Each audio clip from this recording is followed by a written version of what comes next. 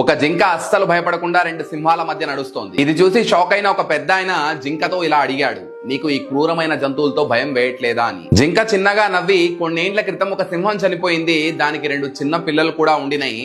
అవి ఆకలితో అటు ఇటు తిరుగుతూ ఉంటే వాటిని నేను చేరదీసి పాలిచ్చాను, నా పిల్లల్లాగా వాటిని పెంచి పోషించాను అనింది. అవి 2 ఇప్పుడు పెద్దయి అడవి మొత్తానికి ఒక స్టేట్మెంట్ పాస్ చేశాయి, ఎవరైనా మా జింక అమ్మ వైపు కన్నెత్తి చూసినా కూడా ఊరుకోము అని. ఇదంతా పక్కనే ఉన్న ఒక చెట్టు మీద కూర్చున్న రామచిలక వినింది.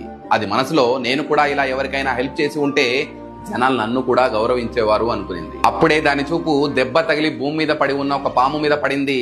రామచిలక వెంటనే దిగి పాముకు గుచ్చుకున్న ముళ్ళను తీసి దానికి హెల్ప్ చేసింది. పాముకు ఎప్పుడైతే నయమైందో పాము వెంటనే రామచిలకను తన విషపు కూరలతో కాటువేసింది. ప్రాణాలతో కొట్టుమిట్టాడుతున్న రామచిలకతో మళ్ళీ ఆ పెద్ద ఆయన, ఎందుకు నువ్వు ఇలాంటి బుద్ధి తక్కువ పని చేశావు అని అడిగాడు. రామచిలక బాధతో అనింది, నేను జింక చేసిన మంచి పని విని ఇన్స్పైర్ అయ్యి పాముకు హెల్ప్ చేయడానికి వెళ్ళా, కానీ అది చేసిన మంచిని మర్చిపోయి నన్నే కాటు వేసింది, ఎందుకు ఇలా చేసిందో నాకే అర్థం కావట్లేదు అనింది. ఇది విని ఆ పెద్ద ఆయన బాధతో చాలా బాగా జవాబిచ్చారు, హెల్ప్ చేస్తే మంచిని గుర్తుపెట్టుకునే సింహం లాంటి పిల్లలకు చేయండి, అంతేకాని ఏ కంచంలో అయితే తిన్నారో అదే కంచంలో విషం కక్కే పాములకు చేస్తే ఇదే గతి పడుతుంది అన్నారు. ఎవరైతే మీ సహాయానికి వాల్యూ ఇచ్చి లైఫ్ లాంగ్ గుర్తుపెట్టుకుంటారో వాళ్ళకి మాత్రమే హెల్ప్ చేయండి, లేదంటే మీ మంచితనాన్ని కూడా చేతకానితనం అనుకుంటారు. జనాలకి అవసరం ఉన్నప్పుడల్లా మిమ్మల్ని వాడుకొని వదిలేస్తారు.